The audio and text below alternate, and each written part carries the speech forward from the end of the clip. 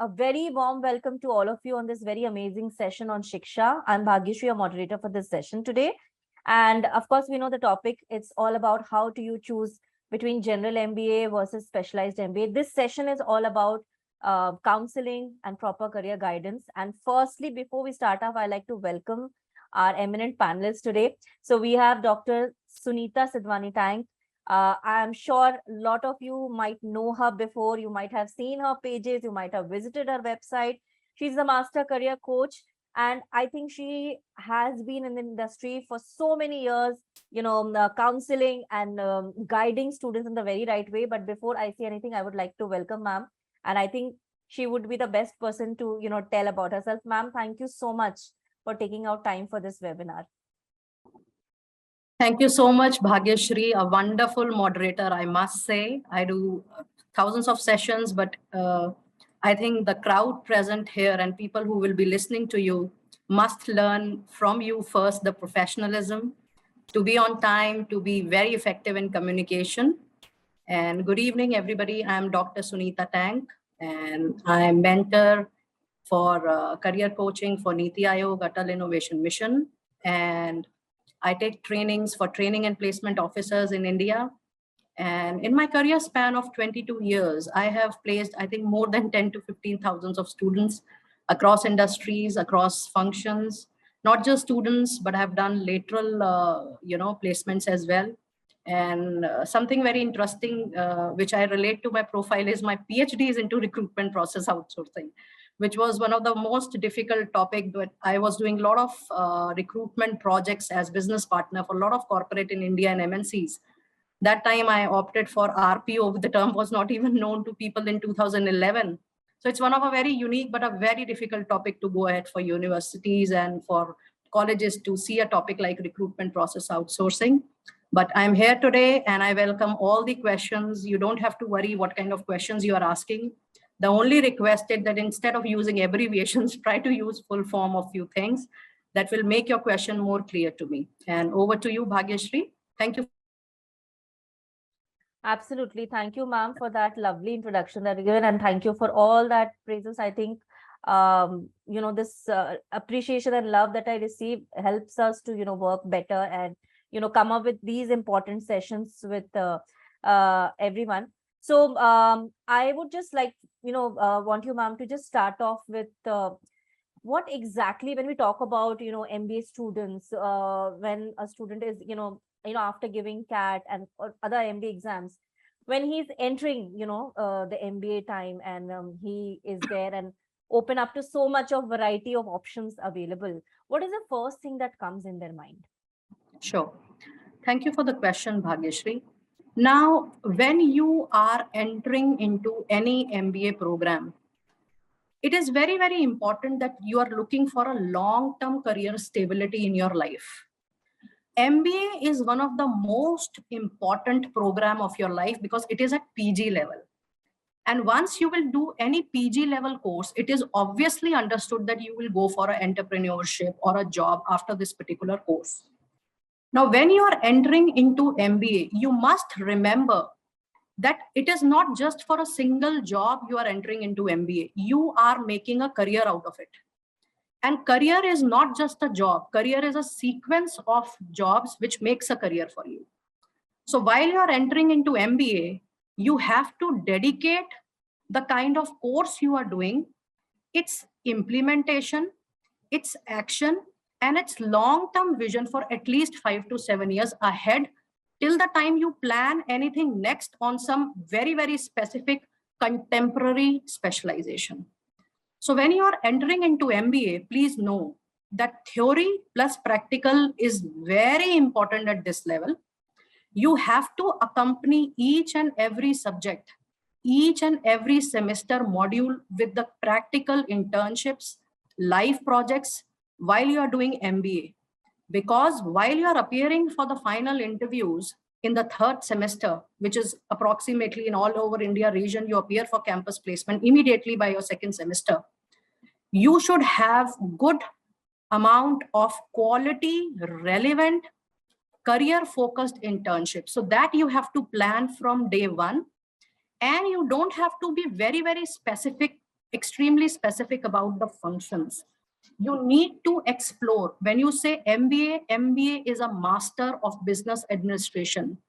Please remember, the course demands you to be proficient in each and every core business of an organization. So all the functions need to have a clear understanding, and you should have a glimpse of how each and every function works and how it is operated in the business for the business goal. That should be your aim while you are entering into MBA. Right. Thank you, ma'am, for that answer. And I hope all of you are getting the point, you're understanding the point that ma'am is sharing. Sure, I would request all of you. It's so good to see queries coming from all of you. I am going to take all your queries. Just don't worry, but I would request that if you can put your queries in the Q&A, okay? Do not put the queries in the chat box. I would request just drop your queries in the Q&A, and trust me, I'm going to take up all your queries. This entire session is dedicated to your queries itself, okay? Okay, ma'am, probably we can start off with some queries. I know they get very impatient when I'm not taking up their queries. So Irene has asked a question about her son, and she says that my son has not prepared for CAT. So in case he appears for the exam, does he stand any chance of getting a decent score? Thank you, Irene, for the question. And this is for all of you. See, for CAT, for MAT, or for any type of preparation, anything which is ad hoc or done in a very short span of time stands out with very less chances. Now, people who are preparing for MBA in general, and we all know that CAT is one of the most popular entrance exam in India, and it not only opens the door for Iims, but almost top 10 colleges for MBA apart from even Iims. The chances are good if your child is good in reasoning, logical, quantitative work, and verbal skills. Now that brings out your answer. If your child is good in all these 4 areas, the chances are very high of him getting a CAT score, good CAT score. Now, there are a lot of colleges which take CAT score from 90 to 100 percentile, but then there are lesser good colleges also who take students from 70 to 80 or 80 to 90.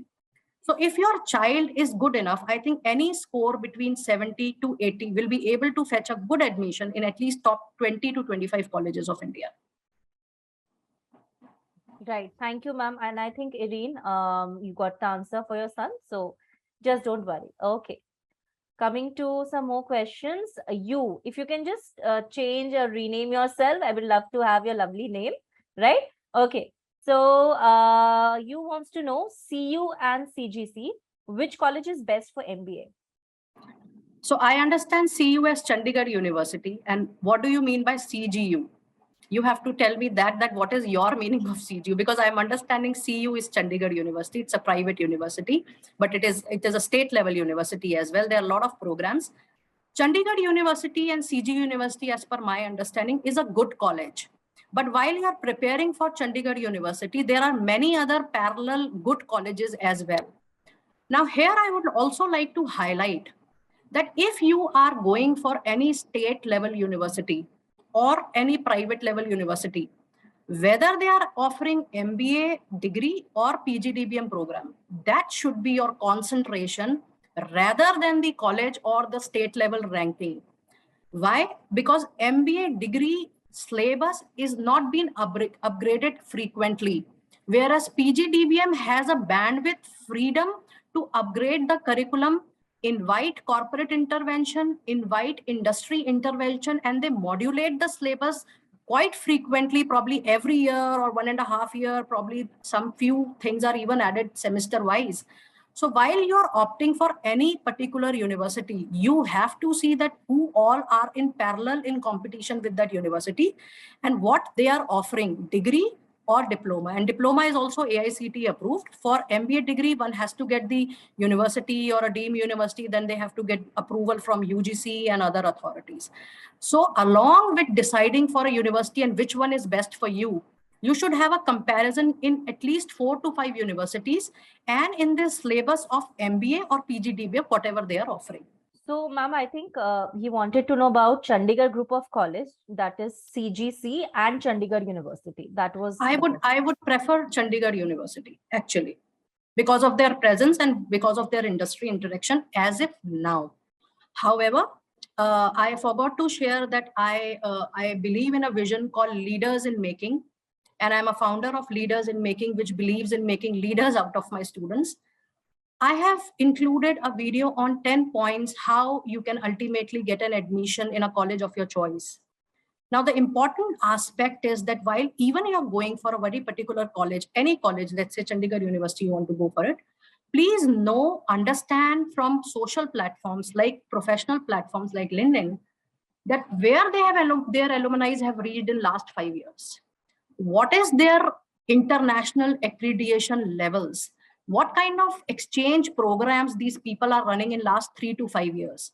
That you need to study, and you need to speak to 10 different alumni of different programs in order to get the current status of the university.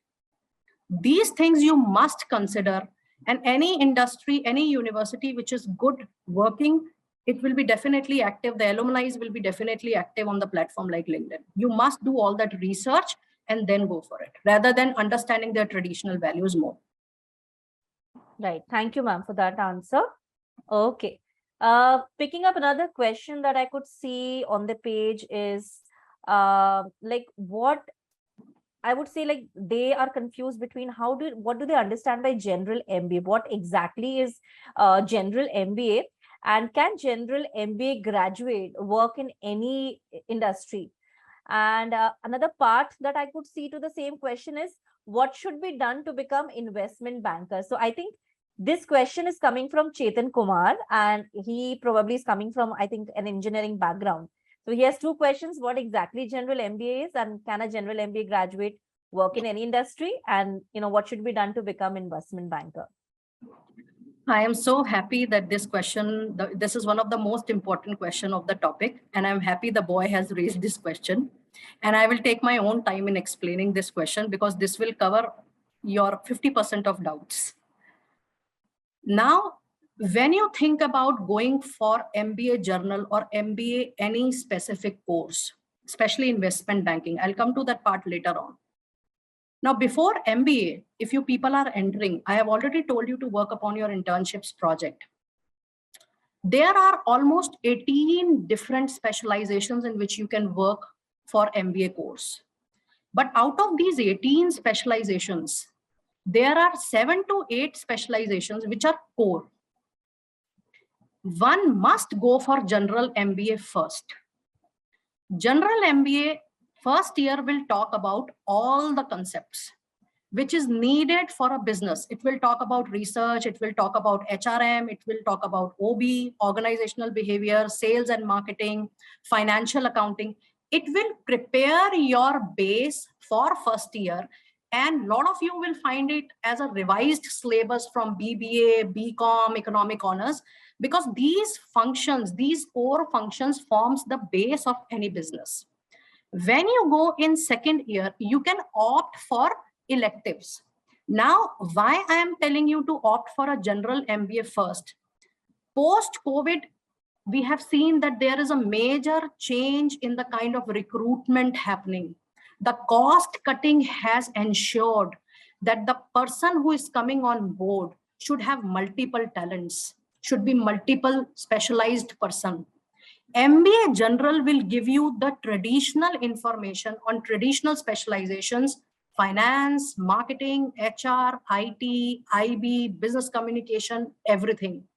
One must go for MBA General. Then you must go for jobs for a couple of years, 3 years, 4 years, 5 years. And then you will realize, you will be aware that which function of the industry has given you the best of career opportunities and best of contentment and satisfaction. Then you can do an executive program or PGP program or PGDBM program after a span of 3 to 5 years after understanding your flair for any function. Now, when you are doing MBA general program in second year, there are many places which will help you for dual kind of electives. Major you can take one, minor you can take one, or you can take simultaneously equal electives also at few places. So few combinations in MBA general program. Having said, they will offer all these traditional specializations like finance, HR, IT, IB. These are very, very common. You will find it everywhere. And you will take one as major or one as the core area of your work. You can take finance and marketing. You can take marketing and IT. You can take HR and IT. One combination which I would like to definitely would guide you to avoid. In my career of 22 years, I have noticed that people taking finance and HR, they are highly getting, when they go into the market, the corporate gets confused that which core area they would like to go. Because IT or marketing, these two are two combinations which goes well with every kind of specialization. So you have to be very careful that the general MBA will give you a glimpse of all these functions, which is very important for you to go. And post MBA, you can definitely work on the specialization where you are interested. After 2 to 3 years, go for a specialized program, the contemporary program. Like you want to go into MBA strategies, you want to go into innovation, you want to go into leadership, you want to go into entrepreneurship, you want to go to data analytics, you want to go to business analytics. You have to see that now after working for industries and these core functions, which other core specialization I would like to be a master in rest of my career. Because by that time you have industry exposure, you have awareness of your own knowledge, you have learned from your own experience, the working experience of people. And by that time you will have an understanding of industry and how these functions are being utilized. Name a company which do not have finance, HR, IT or IB. Every company has. You should be at least even in time of crisis, you should have one good degree, which is a general one, which summarizes to any kind of industry and major functions.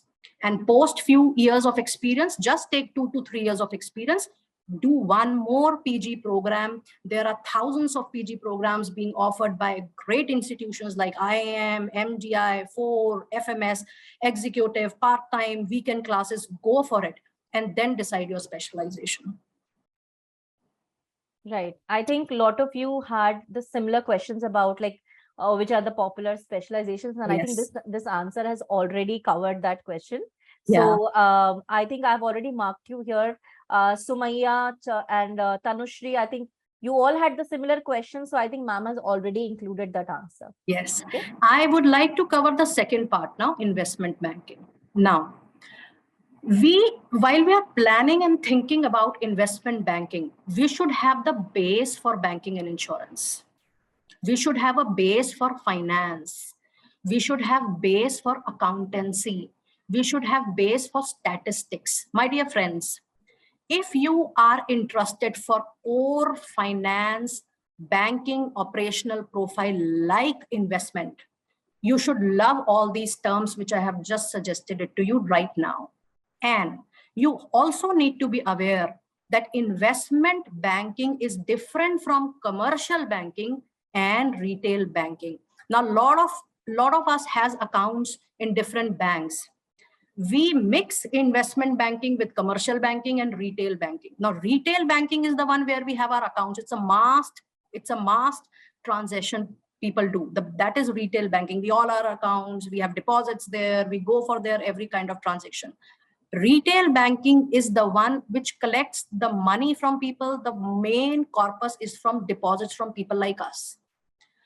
Having said that, investment banking is for government institution raising fund from them. It's a different concept altogether. And when you say that you have not done any certification in investment banking, you are not going to reach out to a core function in the industry for investment banking. And before you reach out to a core function, you should have an excellent flair of finance, accountancy, and statistics. And you should love working with numbers. If you love working with numbers, then only you can go for investment banking. Along with finance, you should have an excellent understanding of marketing. Because in India and outside India, there are thousands of companies which are offering investment banking. You should know how to handle a client. And client interaction is very, very important. You should be able to make a brand of that organization, that why a customer will approach you for investment banking and not any other brand, any other bank for that matter. So if you have flair for these two nuances, then only you should opt for investment banking. And for that, you should pick up relevant projects, live projects, summer placement projects, or small jobs in F&A function, finance and accounting operation functions of various banks to reach to the final goal of investment banking, so that you understand the operations of a bank also. Yes. So I think that answers well for a lot of you who would be interested in knowing this and taking up, investment banking. Okay. Coming to some other queries that I could see here is another which is related to work experience. And I'm sure this would be quite a common question for amidst a lot of you. So this question is, should I do job first and gain some experience and then go for MBA? Or should I opt for MBA now and then go for job? And I'm sure, ma'am, that this type of question would be very common, like amidst all of them. It is mandatory to go for a job after doing your UG, because you will have a better understanding that how you have to implement those learning in your MBA, the case studies, the stimulation, the kind of projects which you will be doing after a job will be 100% different from the people who are doing straight from UG to PG kind of work. It is highly recommended that you work for 2 years minimum before going for any good MBA college. And people have myth and people have assumptions. I have done recruitment for 22 years. No company says that the eligibility should be maximum age 22 or 24. No. They have a salary bracket and they have a salary range and they have an age range also. If somebody for a same job role comes with an experience, and if one candidate is with 22 years of age or 24, let's say after completing the MBA program, or 23, and if somebody is coming with an experience at the age of 25, the company do not say that the age limit is 25. Having said that, few functions say that the age limit should be 28. In that regard, you enough have that kind of space and time to adjust to your age. But it is recommended that you go for the job first. And my suggestion at this point of time, while you are working after UG program, please start thinking about your specialization, start reading about various kind of specializations courses. Then do not feel that for 2 years first I will do job and then I will think about a specialization. No, don't waste that particular 2 years of time.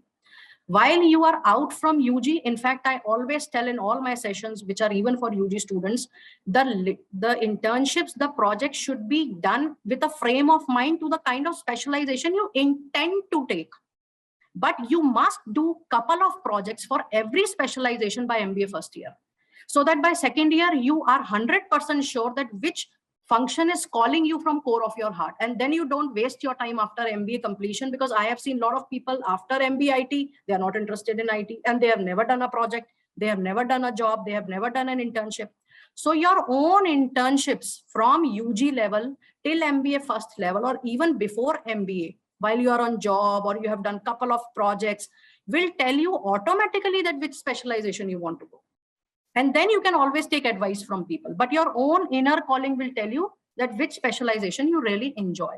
So at least minimum 1 to maximum 2 years of experience is highly recommended for MBA. Right. Thank you, ma'am, for that answer. Okay, so I'm going to pick this next question, which I think is quite related to our session, like the difference between specialized and general MBA. Like we discussed what is general MBA and how do they go about it.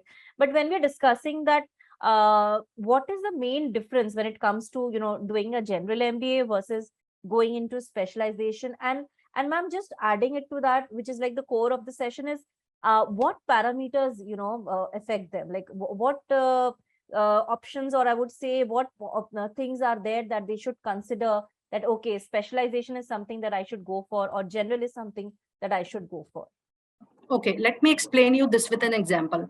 If you will do a general MBA with a second year specialization in finance, let's say, or if you will do something in, second year general MBA, HR. Now we are talking about general MBA with a specialization you are taking in finance or HR. On the other side, you are picking up, let's say, masters in financial course from Delhi University. MFC is a very popular course from Department of Financial Studies. Or you are taking MBA in HRM from XLRI, the top-notch college for HRM. The subjects here in MBA general will be limited, and it will be from the surface level to make you understand the core of that function.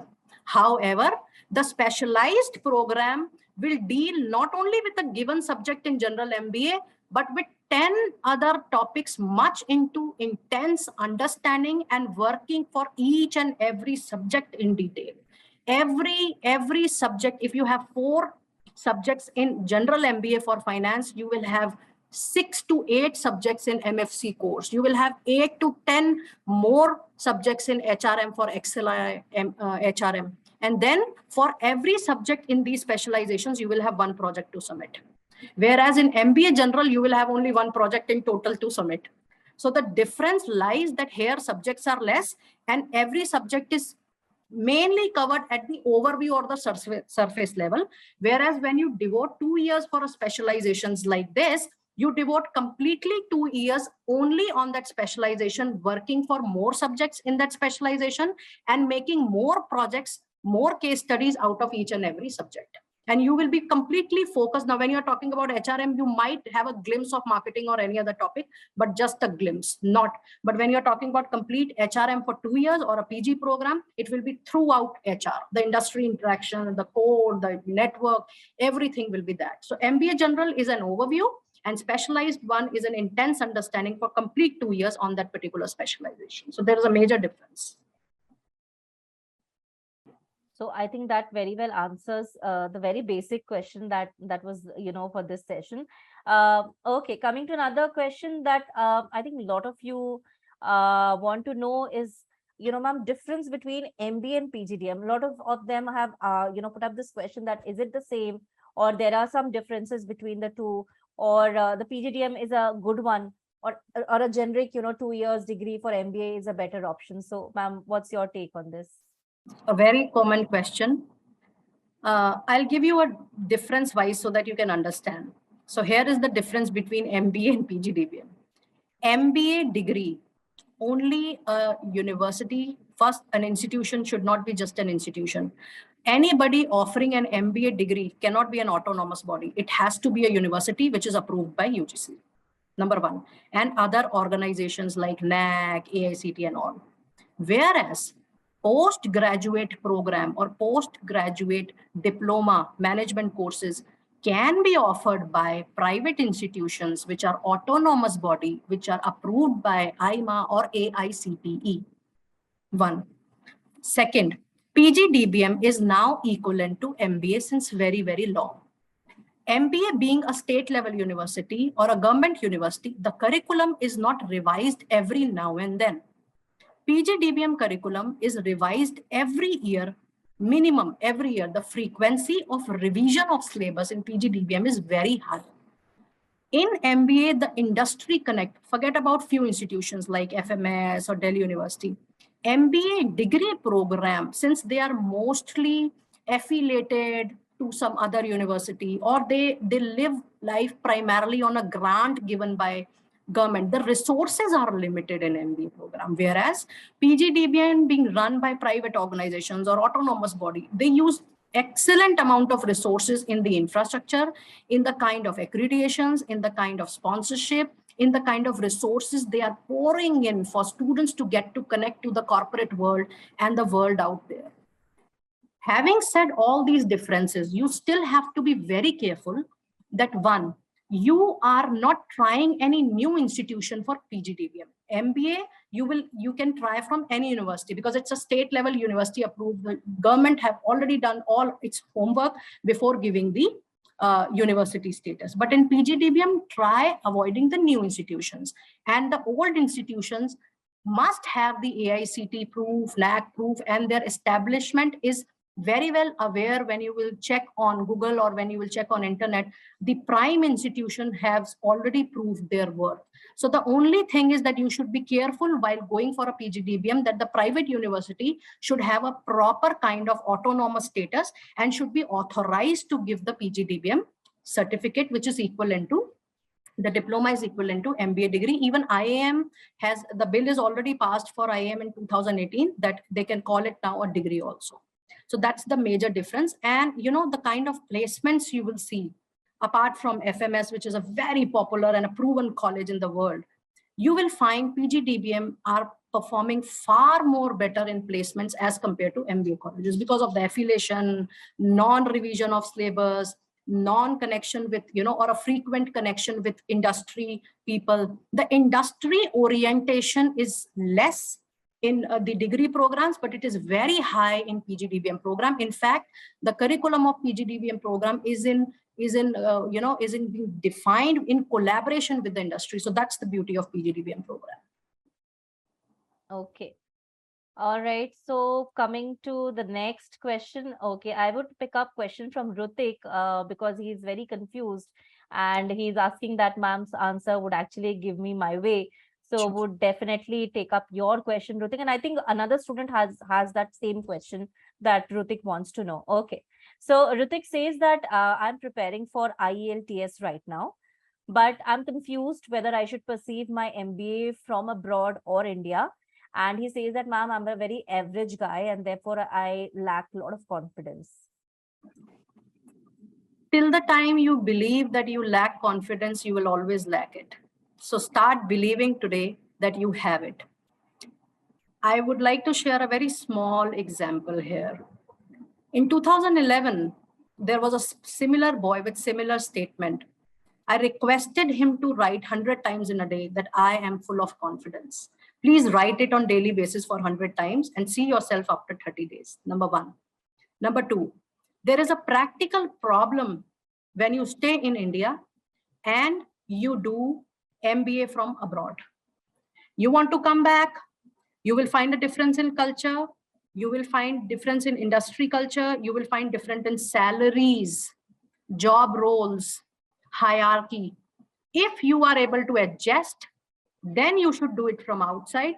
And I always suggest that if you want to do it from abroad, then start looking for your placement then and there only. You can't compare the salary given to India region to people who are APAC. APAC means out of India. So if you said, I am not taking you as an average student, it is you who is believing average. I believe leaders, they are born, and if not born, then you can make a leader. That's the vision of leaders in making. Unleash your potential in which you are excellent. I'm sure you must be having 5 strengths. Work on that. Make an average to an excellent point. Start from India and then go to abroad. That's my suggestion to you. Right. Thank you, ma'am, for that lovely answer. And I think this abroad question, Abrar is also here, who's saying that, they are planning to study in UK. So, how likely he'll get a job if he comes back to India. So I think this foreign moving abroad, taking up MBA, there are a lot of them who are planning to do so. So as a whole, if you can, refer to them, like if they have this concept in their mind. There are brilliant colleges. Which university you are tied up. That is also very important. Second, you should have a flair to perform well outside also. As I said earlier, that the only thing the people get a clash is into the salary range. Now, if I have to give a salary of, let's say, 15, 20 or 25, I will definitely like to prefer an Iims or an MDI or a 4 kind of person or an IBS kind of person, XLRI kind of person who is more aware of a culture, the Indian economy. Now, when you are not here in India, let's say for last 2 years, there are other, MNCs which are offering you positions there. Now, if as a recruiter, I have 2 candidates, both are excellent, definitely I would like to even take person from India region because of the culture, because of the adjustment per se. Now, when you go abroad, you can always come back. But the only thing is that you should be able to sit back again with the culture and the salary which is being offered to you as per Indian standard and not as per the US or UK standard. That's your call whether you would like to adjust it here or not. That's the only thing. Otherwise, I do encourage people who are well thought of that, yes, I want to go to University of Columbia, I want to go to University of Virginia, I want to go to university outside London Business School or London School of Economics, you go. But then you should be prepared that you are going to work there. And if you are coming back to India, the culture, the salary will be different from the country, because there are different country norms as well.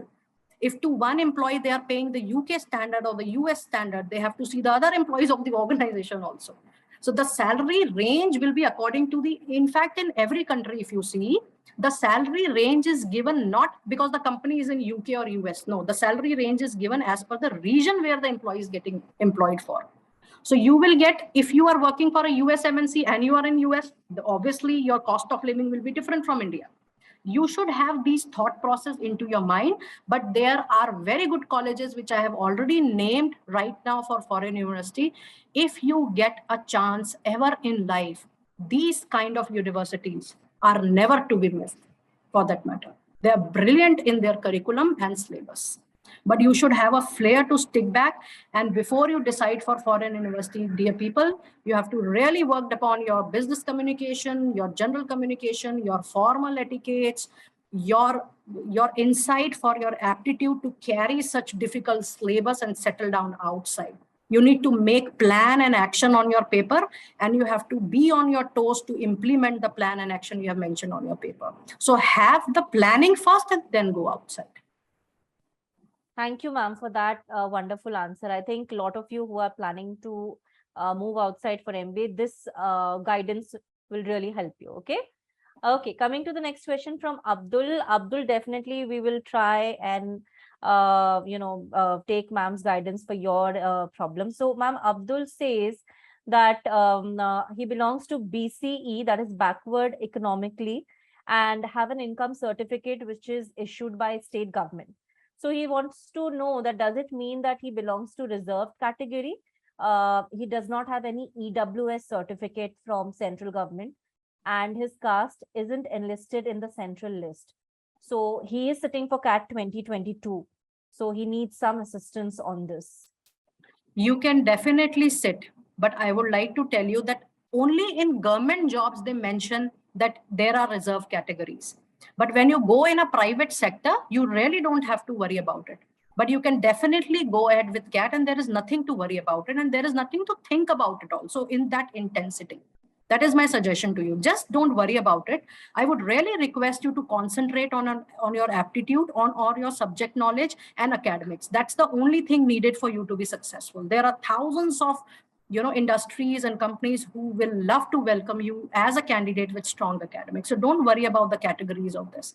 And CAT will have a small rule for this. It is there. You can definitely check it out. I have also read it. It's there. But then you should not worry about it actually while you're taking any admission in a college or you're going for any kind of placements anywhere in the world for that matter. Right. So Abdul, I think you've got a solution to your answer. So I think you can now leave the stress and work on your exams. Okay. Okay. Coming to another question from Vivek. Okay. So Vivek is in first year BBA and wants to know the most important parts that he should start to work on from now onwards. Okay. I would like to tell you that I am making BBA multiple videos this time. Today I was preparing on BBA scope and specialization and 10, and best jobs and high paying job in BBA. See, BBA is a preparatory course for MBA. Actually, you will learn all functions in BBA. You will learn finance, you will learn marketing, you will learn IT, you will learn entrepreneurship, you will learn MIS, you will learn accounting, you will learn everything in BBA. My suggestion to you is the day you have entered into BBA from first year end, start working on internships. Do at least minimum 6 internships before you complete your BBA program, and you will be sorted that which specialization you want to take in MBA. And my dear friends, you people only think about specializations. My suggestion to you is when you're thinking about a specialization, which I take it as a function from a recruitment per se or from a placement expert eye, you should simultaneously start studying on Google what all industries are there. You will have finance function in hospitality, in research functions, in research industry, in manufacturing industry, in chemical industry, in banking industry. If you want to go, if you want to do BBA in finance, if you want to do BBA in marketing, or you want to do MBA after this, in these functions, which is your preferred industry? I have seen people maximum in India, they pay less attention to the industry. Then later on after working, they feel that industry is not likable. While you're working for these kind of different functions, please work for different industries also, so that you are clear that you have to go for this specialization and for which industry. This is very important when you're going for BBA. BBA, take it as a preparatory MBA for yourselves. Right. Thank you, ma'am, for that answer. And I'll quickly come to a few more questions. Okay, we did this question already. So another question that I could see here is how to get admissions in top IIMs and like what is their criteria for MBA? See, IIM works on a pattern wherein there are 4 key areas you should be absolutely thorough with. One is logical reasoning. Second is quantitative analysis. Third is verbal. And fourth is the communication part. Now, when you are working on these 4 areas, you cannot go for any ad hoc preparation. At least I would suggest that 2 years of good CAT preparation will lead you to top IIMs. Now, having said that, there are people are not aware. Are you people aware that how many IIMs are there? There are 20 IIMs in India today. Only 10 were the old one. There are many IIMs now which are baby IIMs, recently operated 5 to 7 or 10 years back. Start working on CAT score with an intention to get into any IIMs for that matter as per your CAT score. If you are able to get it in top 10, the oldest one, IIM Ahmedabad, IIM Bangalore, IIM Kolkata, IIM Kozhikode, Indore, go for it. But even if you are getting an IIM, a baby IIM, it is not to be given up. Because, you know, preparation of CAT, if you are getting in IIM and you are leaving it next year, you are not sure that how your score will be. So at any point of time, in fact, from IIM, you're getting in MDI or big colleges like, you know, ISB or IBS branches, ICFI branches, or you're getting in FMS for these colleges, XLI. These are not the colleges which is to be given up for any year. So CAT preparation, people are not able to clear because they start the preparation late, number one. Number two, they are not consistent with their preparation. They just prepare for primarily for 7 to 8 years, 24/7, and they want to clear it. Start having flares of analytical skills, logical skills, quantitative skills, verbal skills from day one. And then you can clear CAT, not with a small preparation. Stats should be very strong if you want to go for CAT. The scoring is very high in that. The numbers should be there. So the preparation has to be rigorous. And these colleges, see, let me tell you, no company, any good company, if coming for campus placement or even in lateral recruitment, they say top A colleges. All these colleges come in top A. You prove the interviewer with your worth and skills in that interview. The eligibility only says that you have to be from a top A, business school, which is IIM, which is MDI, which is 4, which is FMS, which is good business schools as well, the XLRI and all. But then after your entry pass, the eligibility, it is all your skills. Believe me, as a recruiter, 22 years, I have never gone back to the CV and checked that which institute was that. Once the eligibility got over, we just used to conduct the 4 or 5 rounds. We are done. So don't stick with a CAT score in a mind with only one college. If you get in these 20, 25 college, any of them, not to be given up. Right. Okay. Thank you, ma'am, for that interesting answer. Okay, let's quickly come to some more questions because time is less and I know the queries won't end and there's so many queries and I wish I could take all of them. Okay. Okay, let's come to another very common question when we're talking about MBA, is that what prerequisites and qualification skills are needed in students for CAT preparation and MBA as well, if they're sitting for CAT or maybe any other MBA entrance exam. So is there any skills that, that should be there, or prerequisites that should be there? Yes, your academics has to be strong in order to get into CAT. If you have not studied in your academics till UG level, and if you start appearing for CAT, you will not have a flair to study. Number one, that's a prerequisite. Second, start practicing along with CAT preparation. Start practicing your writing, written passages skills, articulating skills, analytical skills, and logical skills. These skills are must. And forget about HR or IT. You have to see that if you want to go for IT, you have to have that kind of flair for it. You have to have a flair for HR. Apart from these specific focus into your mind, you should be good with basic statistics, basic analytical skills, basic logical skills, basic writing skills. With these skills, you will be able to clear CAT with, people consider the score to be always between 90 to 100. I say any good percentage above 80 percentile to 100, because if you see the COVID time, if I would request all of you to see the scores of CAT and people and the admissions given by all Iims and all these top-notch colleges in COVID time, they have even expected and accepted percentile of CAT from 82 to 85 to 80 because admissions hampered because of the chronic situation around. You never know when the policy change, you never know the admission process change, you never know the seats availability. So anything between 80 to 100 is a good score for CAT, provided you're working on these skills from long, not just for last 6 months and assuming that, oh, I'm very good in logical skills, I'm very good in analysis, I can definitely do the passages very well, I am very good in my verbal communication and articulation. The day I will sit for CAT, 1 month preparation I will do. This is not going to work at all, for sure. And we will sometime do something on how to appear for interviews also. But I would still like to cover a glimpse, a glimpse of it right here.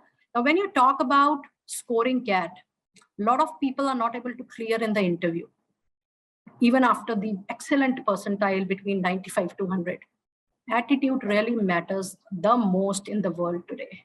How you deliver your content, how you deliver your knowledge, how you deliver your wisdom for any kind of work in life really matters in the eyes of the interviewer, in the panel which is sitting to choose the best crowd from CAT scores. Please think about it. It's a food for your thought.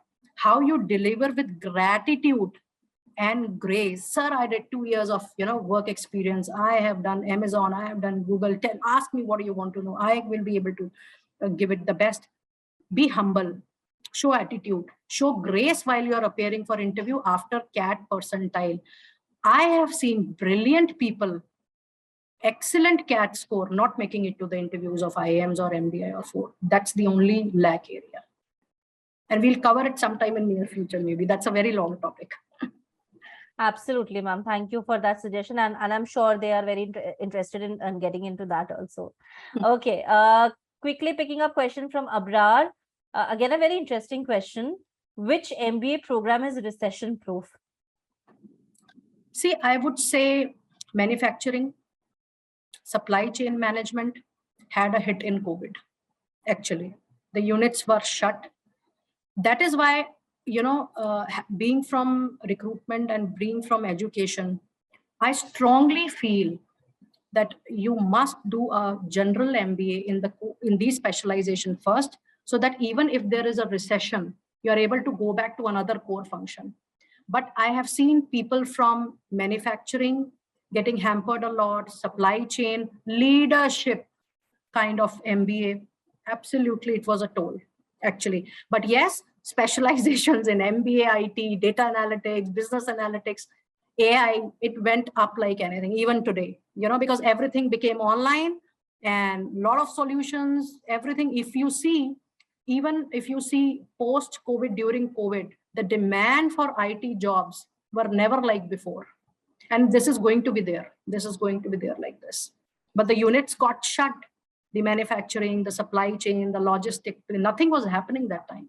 So now the industry is changed after COVID, and it is going to be like that only.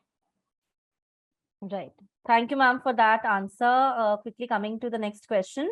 Again, a very commonly asked questions here that if they are coming from a science background, how do they go about choosing their MBA specialization? That's a very important and an interesting question. While you're coming from science background, you have to first choose very clearly. Absolutely. If you are good with numbers, then only you should take finance. If you love sales, marketing, branding, promotions, you take marketing. If you love working with computers, programming, software, you must go to IT.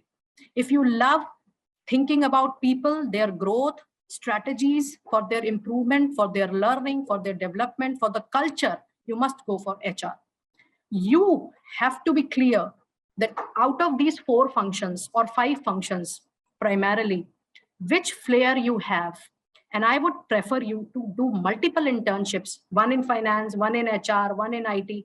And then you can even, if you're from science background, you can even do MBA further in pharmaceuticals also. A lot of companies like WNS and research companies, they have separate wings for MBA candidates. They invite BSc science background students with MBA specializations, and they invite people to work on their core science projects or pharmaceuticals projects for that matter. Any pharmaceutical project in a company, the eligibility you will always find an MBA with BSc background. You can check it out on LinkedIn. You can check it out on naukri.com. You can check it out at everywhere. And before I close down this particular answer, Shiksha is blessed to be a part of InfoEdge and Naukri again. Must see LinkedIn and Naukri for at least 3 hours from today if you're serious about your career. You will see the kind of industries upcoming, the job roles, the job titles, and the eligibility criteria. And from today, please take pictures and then print out of these job descriptions, companies and industry with the eligibility criteria, and mark these criteria, please, and then make up career plan so that you know the trend. But any pharmaceutical MBA job 100% needs science background.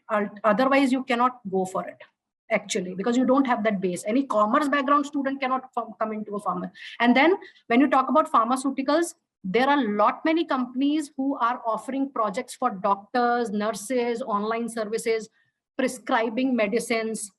They only take people from science background, or they want to do a research for a pharmaceutical company. I'm coming in India and I want to establish a pharmaceutical unit.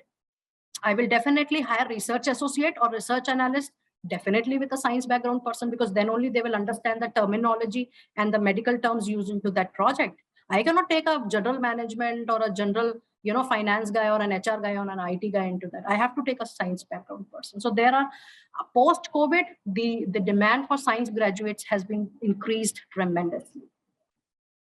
Right. Thank you, ma'am, for that answer. Okay, let's see how many questions we could take up. We'll quickly coming to this HRM question coming in from students. Ma'am, I want to do specialization on HRM. Should I go for MBA HRM or MBA General? And how should I prepare myself before entering the MBA program after giving CAT?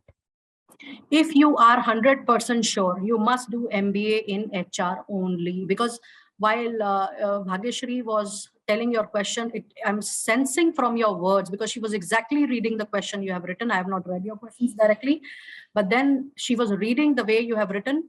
I can sense it, being a career coach, that you are very clear with HR. You must do MBA in HR, and you must do at least 6 to 8 internships.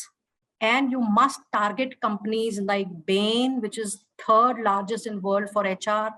You must target BCG, Boston Consulting. You must target, good recruitment process outsourcing giants like Manpower, Korn Ferry, Kelly. I'm not saying you enter into these firms from day one, once you join MBA or once you complete MBA. Your target for HR companies should be these, because their core business is HR and consultancy. And there is one more flaw with HR MBA people. They don't want to join a consultancy. The kind of exposure the consultancy is going to give you, no other industry can give you, because consultancy at one point of time work with number of industries, number of functions. Must go for it, but with a brand. And with your question, I'm very sure, see, if you can get Acceleri MBA people have made a mark of their worth in the industry. Any good top-notch HR, their maximum or more from this particular organization. But then they are good from SPGen, they are good from Niims, because I have dealt with so many HR in my life for 22 years, being from recruitments. These three institutions, I have seen the HR are beautiful. They know how to carry the function of human resource in an organization. And then when you're talking about HR, you must think about, HR for you is, for students, it is recruitment. We don't want to do recruitment. It is not recruitment. Recruitment is a part of human resource, people management, people culture, learning, development, understanding of salary, compensation, and recruitment. You cannot remove, you can't cut one part of the body and say, I want the rest of the part of the body. No, you have to be a holistic HR and a complete HR for at least 5 years or 7 years of your career after taking MBA HR. And that time you decide that finally which function of HR or which core function of HR I have to go further. That's the right approach, actually. Thank you, ma'am, for that answer. There is another question which is related to healthcare, since I could see Rucha also posting about healthcare specialization and the scope. So maybe we can pick up this question and another specified question that I'm going to take next. So we can start firstly, like, what about healthcare specialization for MBA, and what is the scope in that? MBA healthcare is very much in demand post-COVID, and it will always be there. You must go for MBA healthcare if you have flair for working with people and services which are related to healthcare. In my experience, I have seen people doing MBA in healthcare, they're not interested in healthcare. They are interested in the job title and only the salary. Healthcare demands more of humanity from you guys when you take MBA healthcare, but it has a brilliant scope. All the companies are doing great projects on healthcare. It is a specialization which one must go if you have a flair to help and serve people at your own cost. Then only you should take healthcare. Thank you, ma'am, for that answer. And quickly, I'll come to another question that I could see here from Kuldeep. Kuldeep is a physiotherapist and he wanted to go into management. So he has joined online PGDM in healthcare management from Wellinger.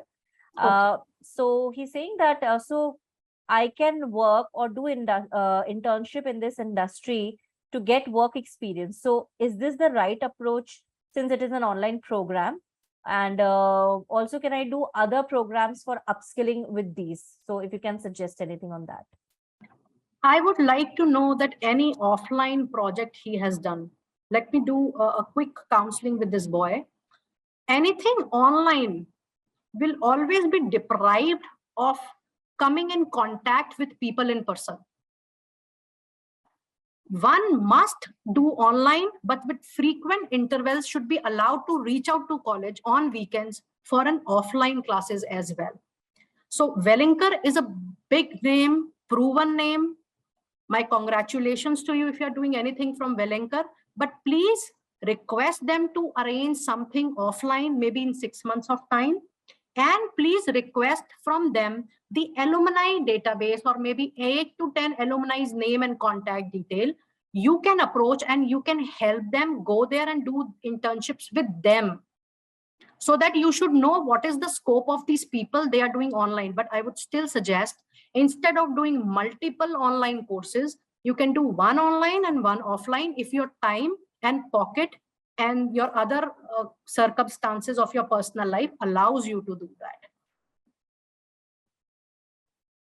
Right. So I think Kuldeep, that would help you, understand and take it further. Okay. Quickly coming to some more questions. When we talk about, ma'am, opportunities, I'm sure a lot of them are, interested in knowing this. They are taking up MBA, they're sitting for MBA entrance exams. So what all opportunities are there after MBA? Like they've done with the MBA thing. So I'm not talking about academically, but it's just the entire bunch of opportunities that lies ahead. MBA is one such program which has more than any kind of numbers when you talk about jobs. Every industry need MBA people, and every industry has all the functions. You will be never in short of opportunities when you have done MBA. You have so many specializations, so many functions, but yes, it depends from which college you are, number one, and it depends that from that college which kind of placements you are taking, and these two factors depend that what kind of opportunity you are able to encash. The minimum, when I was talking about MBA programs, the minimum salary range for any MBA degree program, forget about FMS, there you get 8, 10, 12 as an average salary. But if you talk about state level, other universities for MBA, the range is 4, 5, 6, and 7. So any decent MBA should start with minimum 4 to 5 per annum and should go up to 20 to 22, 25 if you are from Iims. That is the salary range, and you have all type of job opportunities, all type of functions working in that salary range. Analyst, managerial level, operations, finance, research managers, risk managers, you name a designation, name an industry, they take MBA. But you have to decide after doing MBA, please keep in mind, along with function, you have to decide that which industry you would like to work for.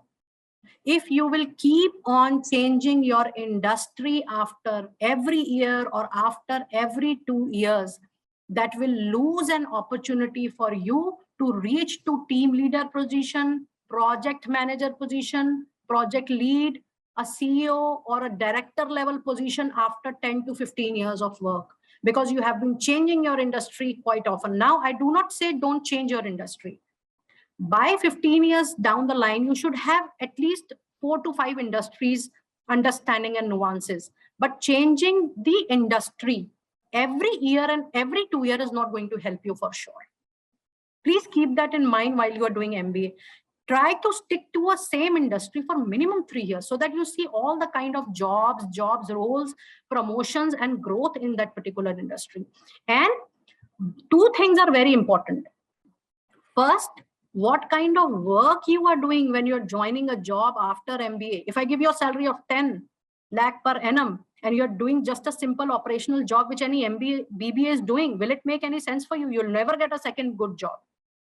And if you get a salary of 8 lakh per annum, and if you're getting a beautiful profile, research oriented profile, or a hardcore, anything MBA doing with research, always fetch brilliant jobs and brilliant profiles and brilliant companies. Please work on your research skills, your Excel. Now, I forgot to share, every function, finance, HR, marketing, need advanced Excel as a mandate for any job role, any industry. Please do a simple LinkedIn free certification, Coursera, anything you want to do, please do an advanced Excel course. All functions across industry, Excel is a must technical skills required at every job after MBA. Please do that. And salary should be your last criteria. Please see, you're going to an authentic company giving you pay every month. One, they are not firing people. Attrition is low. Third, they are giving you culture and growing opportunity. What are the learning opportunities, development programs, scholarships, collaboration with foreign universities? Please see while you're going for these kind of jobs after MBA. So these were all MBA, after MBA questions and after MBA answers. We can do some session on this also sometime. I totally agree, ma'am. And I think these are something which not just for MBA, but any person who is working will look into that, whether it's me or any other person who's working on their profile. So I think that very well, resonates with all of us working. See, post-COVID, you should see I would still suggest all of you youngsters, you must see the stability of a company. Number two, what I have seen with the senior age group of people, the kind of insurance they are giving to employees is equally important along with salary because of the crisis we all have seen across world in these 3 years. The insurance of the family is very important component of salary. Only a good company can give that. If you see, maximum companies were busy in firing people, but people with good company, they didn't give raise, but they retained their people. That is your choice for which company you would like to work for. Higher salary, attrition, or reasonable salary with great stability and security to you and your family. Choice is yours. Absolutely. I 100% agree to this factor. Okay, meanwhile, we'll quickly launch the poll, the feedback session poll. And while you're filling up the poll, because I'm already out of time, I'm just quickly running through one or two last questions before we wrap up the session. But I know there are a lot of questions unanswered, but I've already shared the link. Please don't worry. I have already started answering you that the video link would be shared with all of you. It will be edited and uploaded very soon. You can watch the entire video on YouTube and on Shiksha's website also. Okay. For any further notifications, I've already shared the LinkedIn profile. Some of you wanted to connect to ma'am. I have shared her LinkedIn profile as well. Okay. Just reach out to her on LinkedIn. She's there for any kind of guidance and she can guide you further what all help you need or career guidance you need about what all sessions she is doing. So you can always reach out to her. Okay. So just go through them, and for any further notification, any further webinars that we are holding, LinkedIn profile is there. We are there on Facebook, Instagram, Twitter, everywhere. Okay. Yes, definitely. I'll have more sessions. I have already started getting that feedback, ma'am. They've already started pouring in messages that please have more sessions with Sunita, ma'am. Please conduct more sessions. No, I will. And along with Shiksha, I never got time because of my commitments in my professional life. But recently, on students' request, I've started contributing on my YouTube channel, Leaders in Making. I wish I can pour more videos there, but you can definitely go and visit the channel if I'm contributing anything there. It's very much there, and our website is also there, leadersinmaking.com. And my LinkedIn profile is by my name, Dr. Sunita Sidhwani Tank. And you can reach out to me from any of these resources. Yes, I think I've already started sharing. So you just need to connect with her once, and I'm sure that you'll get answers to your problem. I'm sharing it again if some of you have missed it. So this is the profile for Sunita ma'am. You can always reach out to her there, right?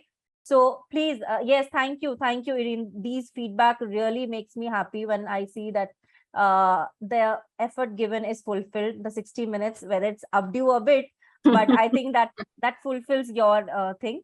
But yes, I'm sorry, couldn't take all your questions, but the link that I've shared for all of you, please post your queries there. Okay, ma'am has already started answering there. So please make good use of this platform, and I will be coming up with more sessions with ma'am. I'll be discussing and getting hold of more topics, what all we can do for all of you. So probably we'll do that. So while you're filling up form, I'm just quickly picking up one or two last questions. Amit has a very common question that when you decide on college parameters, when you talk about good colleges selection for MBA, what are those parameters? See, people I'll cover the good points academic wise here. First, I would like to highlight a point which I feel is very, very important.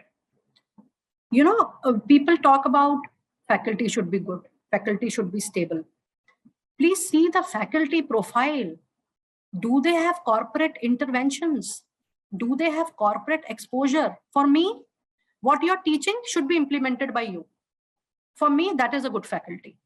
So the first parameter of choosing an institute on the basis of a faculty is to see the background, their PhD areas, and their corporate intervention and exposure. Point number 2, the stability is very important. But what kind of quality alumni they have produced in that duration? should have a presence on LinkedIn or global platforms. If they have not reached to the national level or global platforms, there is something lacking in the theory part of the institution. Third, what kind of industrial and international accreditation these people have, the exchange programs.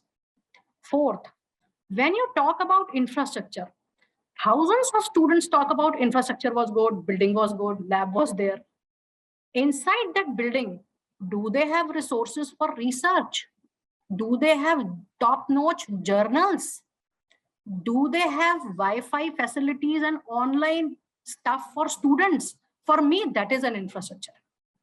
If a building is there, does not have a good connections, a lot of colleges do not have good connections inside, the Wi-Fi and everything. The labs are not upgraded with the latest software. The library do not have the latest research journals subscription. What will you do with that building? So for me, the infrastructure is not the physical, but these resources. And the most important point, how much the institution, college, university, or a campus is focusing equally on the attitude building along with the theory and practical. A career can only become a successful career if you are able to deliver what you have learned. Are they grooming the soft area? Are they grooming the attitude for you to deliver the best in the form of high-level case studies, simulations, and the delivery, the role plays? For me, that is a good college. So please check it out, all these points: the faculty, the background, alumni, the current standing, infrastructure, the internal resource. Please check out all these things, and the placement support in terms of bringing the companies to the college. A college can never guarantee a placement. I have been into campus placements for 22 years. My job is to bring the company. My job is not to give you the offer letter with so much salary. You have to get it. You have to grab it.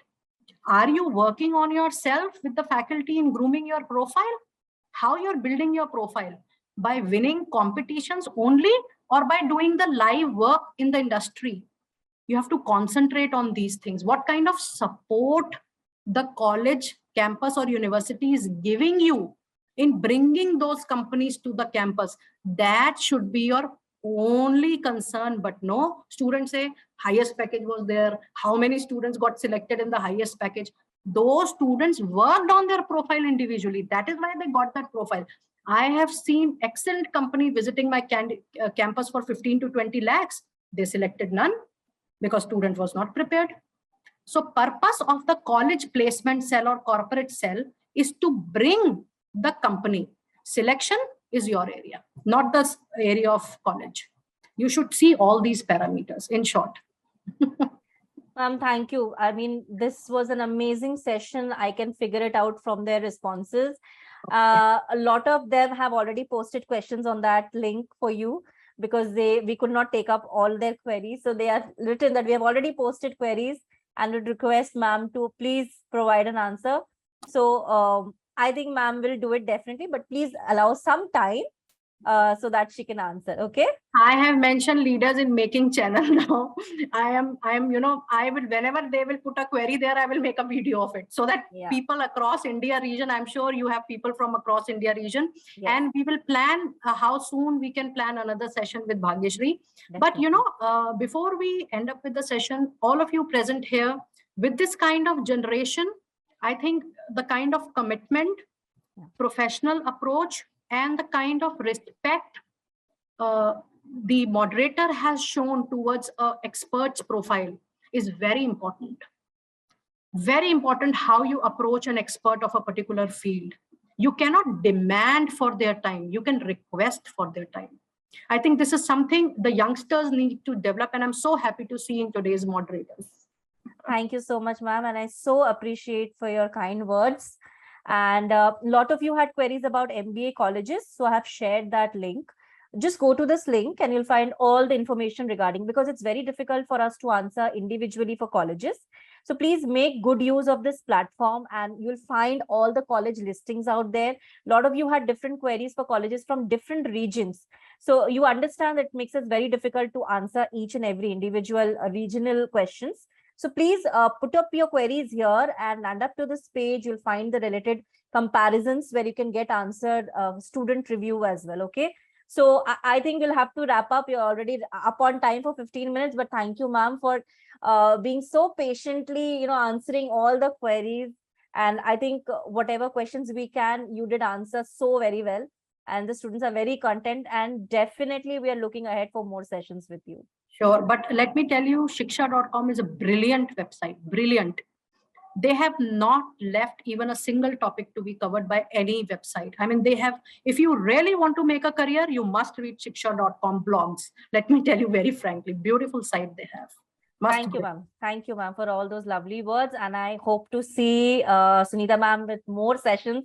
I am planning for more sessions with her. So just follow us on LinkedIn and you will get to know the notifications, whatever we are planning up ahead. We'll definitely see. Definitely. Thank you, students. And thank you, ma'am, so very much for this. Most welcome. All the best to everybody. Best of luck. Don't forget to like, share, and subscribe our YouTube channel.